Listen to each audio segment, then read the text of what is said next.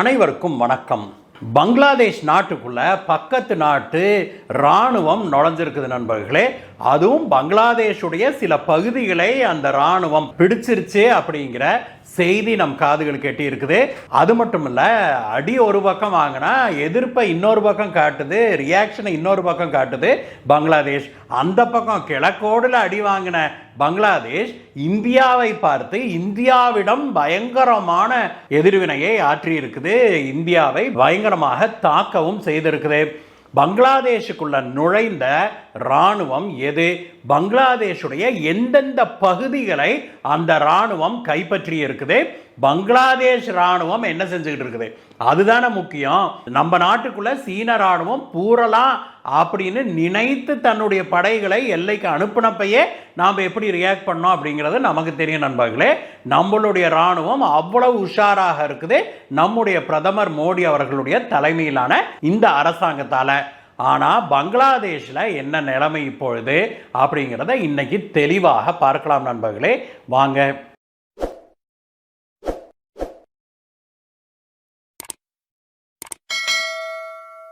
நண்பர்களே, பங்களாதேஷில் இப்பொழுது பயங்கரமான குழப்பம் நடந்து வர்றதை நாம் பார்க்க முடியுது நண்பர்களே.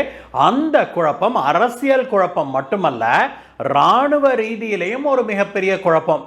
உண்மையிலே யாருகிட்ட பவர் இருக்குது, யார் அங்க எக்ஸிகியூஷன் செய்யறது, யார் அந்த எக்ஸிக்யூட்டிவ் ஹெட் அப்படிங்கிறதுலே பலதரப்பட்ட பிரச்சனைகள் ஓடிட்டு இருக்கிறத நாம பார்க்கிறோம். அமெரிக்கா தன்னுடைய டம்மி யூனுஸை கொண்டாந்து நல்லா இருந்த பங்களாதேஷ்ல ஒரு மாணவர் புரட்சிங்கிற பேர்ல ராணுவ புரட்சியை ஏற்படுத்தி அங்க இருந்த அரசாங்கத்தை கீழே இறக்கிவிட்டு அங்க தன்னுடைய டம்மி, நான் யாரை சொல்றேன்னு உங்களுக்கு தெரியும், அமெரிக்கா தன்னுடைய டம்மியான யூனுஸை அமெரிக்காவிலிருந்து அப்படி ஃப்ளைட் ஏற்றி கொண்டு வந்து பங்களாதேஷில் அவரை சீஃப் அட்வைசர் அப்படின்னு உட்கார வச்சிருக்குது.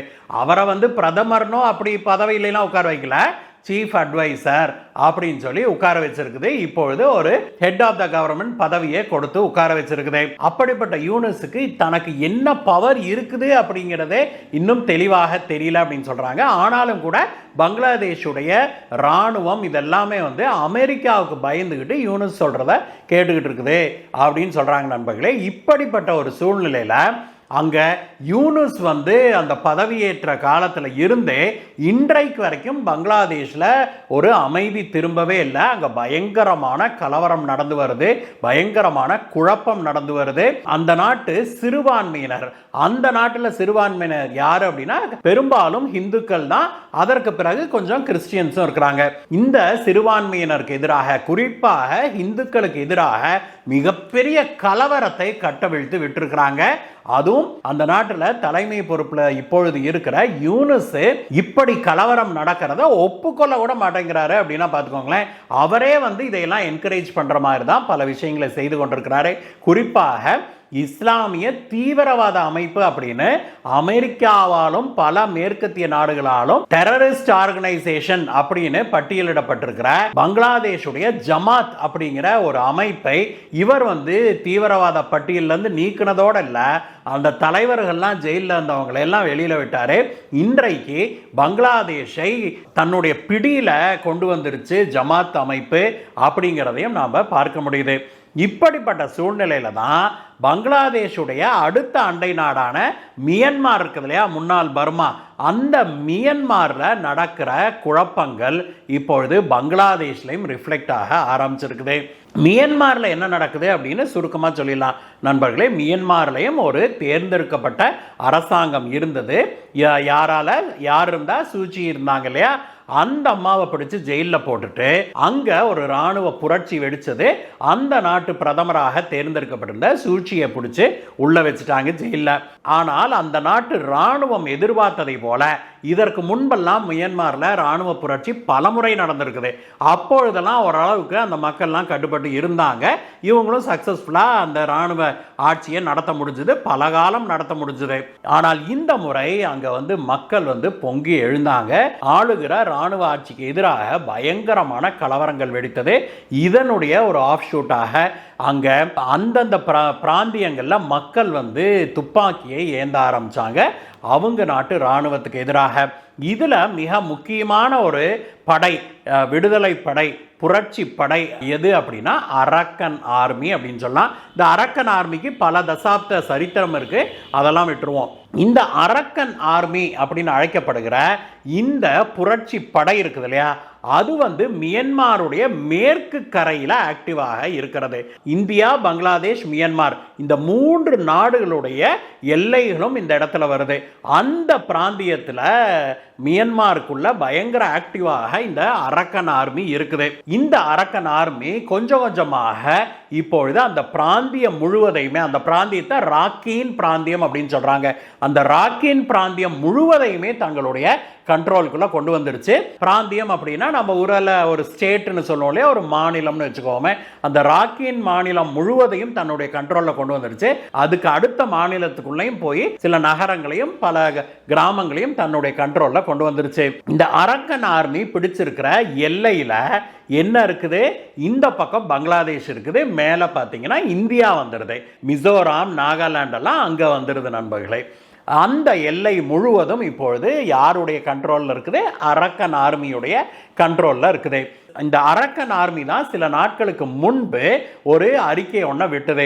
இந்த பகுதியில், அதாவது இந்த படம் காமிச்சிருக்கிற பாருங்களேன், அந்த பகுதியில் பார்த்தீங்கன்னா மியன்மாருடைய எல்லையையும் பங்களாதேஷுடைய எல்லையும் பிரிப்பது எது அப்படின்னா ஒரு ஆறு ஒன்று ஓடுது, ஒரு பெரிய ஆறு, அதற்கு பிறகு பேக் வாட்டர்ஸ் இருக்குதாங்க. அந்த பேக் வாட்டர்ஸ் எல்லை ஆறுன்னே வச்சுக்கோமே, அந்த ஆற்றுடைய இந்த கரை மியன்மாருக்கு, அந்த கரை பங்களாதேஷ் அப்படின்னு எல்லை வகுக்கப்பட்டிருக்குது.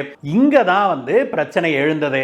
அரக்கன் ஆர்மி என்ன சொல்லுச்சு, பங்களாதேஷுடைய கப்பல்கள், அதாவது மீன்பிடி கப்பல்கள் எதுவுமே இனிமே இந்த பகுதிக்குள்ள வரக்கூடாது, இது வந்து மியன்மாருக்கு, தாங்க பிடிச்சு வச்சிருக்கிற அந்த ராக்கின் பகுதிக்கு, மியன்மாருக்கு இது வந்து ஒரு ஆபத்தை விளைவிக்கிறதாக இருக்குது அப்படின்னு சொல்லி ஒரு அறிக்கை விட்டதோடு இல்லாம கடந்த சில நாட்களாக பல பங்களாதேஷி மீனவ படகுகள் இருக்குது இல்லையா, அதையெல்லாம் சிறைபிடிச்சது.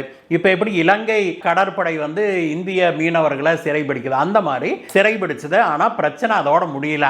இதோட நிக்காம அரக்கன் ஆர்மி இப்பொழுது என்ன பண்ணிருக்குது, அந்த எல்லையில ஆற்றை தாண்டி போய் பங்களாதேஷ் எல்லை இருக்குது இல்லையா, அந்த பங்களாதேஷ் எல்லையையும் தாண்டி பங்களாதேஷுக்கு உள்ள போய் பங்களாதேஷுடைய சில பகுதிகளை, அந்த பிராந்தியத்தை டெக்னாஃப் அப்படின்னு கூப்பிடுறாங்க, அந்த ஏரியாவை பங்களாதேஷுடைய அந்த டெக்னாஃப் ஏரியாவில் பல பகுதிகளை இப்பொழுது அரக்கன் ஆர்மி ஆக்கிரமிச்சு விட்டதாக செய்திகள் வெளியாகி இருக்குது. சரி, அப்போ பங்களாதேஷ் ராணுவம் என்ன பண்ணிட்டு இருந்தது அப்படின்னு கேட்டிங்கன்னா, உண்மையிலேயே பங்களாதேஷ் ராணுவம் இப்பொழுது பூ பறிச்சுக்கிட்டு தான் இருக்குது நண்பர்களே. நாட்டுக்குள்ள நடக்கிற கலவரத்தையே தான் வந்து கண்ட்ரோல் பண்ண முடியல, கண்ட்ரோல் பண்றதாகவும் இல்லாது, அது எங்க போய் எல்லைகளை பாதுகாக்கிறது அப்படின்னு பங்களாதேஷை சேர்ந்த பல வல்லுநர்களே சொல்ல ஆரம்பிச்சிருக்கிறாங்க. இதோட இல்லாம இந்த அரக்கன் ஆர்மி என்ன சொல்லுது அப்படின்னா, தாங்க வந்து இதோட நிறுத்த போறது இல்லை, மேலும் பல பகுதிகளை நாங்க வந்து எங்களுடைய கண்ட்ரோலுக்கு கொண்டு வருவோம், அதுதான் வந்து மியன்மாருக்கு பாதுகாப்பு அப்படின்னு சொல்லி இந்த அரக்கன் ஆர்மி சொல்லி இருக்குது. தொடர்ந்து பங்களாதேஷுடைய இந்த டெக்னாஃப் பிராந்தியத்தில் முன்னேறிக்கிட்டே வருது இந்த அரக்கன் ஆர்மி அப்படிங்கிறத பார்க்குறோம். சரி, இதெல்லாம் நடந்துகிட்டு இருக்கப்போ யூனுஸ் என்ன பண்றாரு அப்படின்னு பார்த்தா, யூனுஸ் மனுஷன் இந்தியாவையே டார்கெட் பண்ணிக்கிட்டு இந்தியாவையே எதிர்த்துக்கிட்டு உட்கார்ந்து இருக்கிறத நம்ம பார்க்கிறோம். பங்களாதேஷ் அரசாங்கம் இதுவரைக்கும் ஒரு வார்த்தை கூட இந்த அரக்கன் ஆர்மி தங்களுடைய பிராந்தியத்தை பிடிச்சதை பற்றியோ, அல்லது அரக்கன் ஆர்மி பிடிச்சிருக்கிற அந்த ராக்கின் பகுதிக்கும் பங்களாதேஷுக்கு நடுவில் அந்த ஆறு பகுதி ஓடுது இல்லையா, அதுக்குள்ள மீனவர்கள்லாம், பங்களாதேஷ் மீனவர்கள் வரக்கூடாதுன்னு ஒரு ரூல் போட்டான் இல்லையா அரக்கன் ஆர்மிக்காரங்க, அதை பற்றியெல்லாம் கூட இதுவரைக்கும் வாயை திறக்கல அப்படின்னா பார்த்துக்கோங்களேன்.